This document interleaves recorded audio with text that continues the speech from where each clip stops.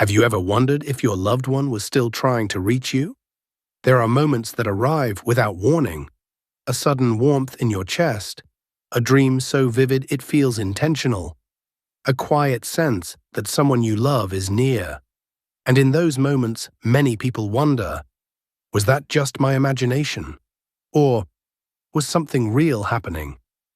According to Edgar Cayce, one of the most influential spiritual teachers of the 20th century, those moments are often far more meaningful than we've been taught to believe. In this video, we're going to explore 5 hidden messages the departed try to communicate to the living. Messages that don't arrive through voices or visions, but through awareness, emotion, timing, and recognition. And stay with us until the 5th message. Because according to Edgar Cayce, that final one is the most misunderstood and the most comforting of them all. Everything you're about to hear comes directly from Edgar Cayce's readings on death, consciousness, and the soul's continuity. Nothing speculative, nothing dramatized, only what Cayce actually taught about what happens after death, and how relationships continue beyond it. I'm Elliot Dunn, and this is Mystic Podcast Cruise, where we explore Edgar Cayce's teachings on the soul, life after death, and the deeper meaning behind our human experiences. Take a breath, let your shoulders soften, and let's begin. Message 1. I am still aware of you. One of the first fears that appears after loss is quiet, but powerful. Do they still know I'm here? Do they still remember me? Or did everything that made them disappear? Edgar Cayce was very clear about this. Death does not create unconsciousness. Awareness does not fade. Identity is not erased. In reading after reading, Cayce explained that the soul continues, fully aware but no longer limited by the physical body. In Reading 281-3, he described souls after death as glad helpers, not dormant, not asleep, but actively aware and engaged. The physical senses fall away, but consciousness does not. In fact, Cayce taught that awareness often becomes greater, not smaller. In Reading 3744-2, he explained that consciousness operates through the subliminal mind, a level of awareness that exists beyond the 5 senses. When the body is gone, consciousness continues without interruption. This is why connection after death rarely feels visual. It feels recognitional, a sudden sense of being known, a presence that feels personal, not imagined. What causes people to miss this message is conditioning. We've been taught that awareness lives in the brain, but Cayce taught that the brain was only the instrument, not the source. The body was the vehicle. The soul was always the driver. Your loved one did not forget you. They did not fade. They did not become less themselves.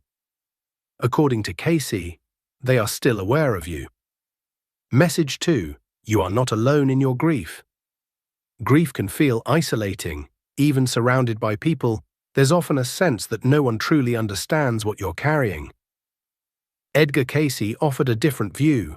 He taught that periods of grief often create nearness, not distance. In Reading 262-66, Cayce explained that the departed remain especially attentive to loved ones during times of mourning. Grief softens the boundary between conscious and subliminal awareness. Not because suffering is required, but because emotion opens us. This is why comfort often arrives unexpectedly. A calm that doesn't make sense. A reassurance without words. A feeling that you're being held from somewhere unseen. In Reading 5753-2, Cayce taught that emotional bonds are spiritual bonds, not physical ones. They don't dissolve with death. They change form. People miss this message because grief is loud. Pain fills the mind, fear fills the body, and silence is mistaken for absence. But Cayce taught that silence is often where presence is felt most clearly. You are not alone in your grief. Not according to Cayce. Message 3. Your love still helps me. Many people believe, there's nothing I can do now. Edgar Cayce disagreed. In Reading 262-39, he stated plainly that thought is a force, not symbolic. not poetic, a real influence that operates beyond physical limits. In Reading 2:81-16, Cayce explained that prayer and loving intention can assist souls after death, bringing clarity, peace, and orientation. Love does not stop working because a body stops breathing. It becomes more direct.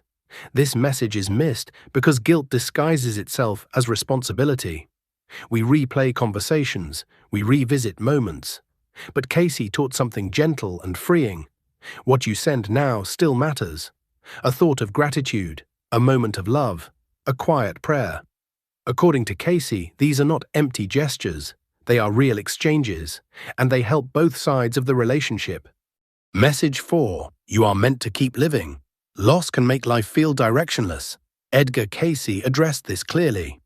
In reading 1158-9, he explained that while grief is natural, prolonged stagnation is not what the departed desire.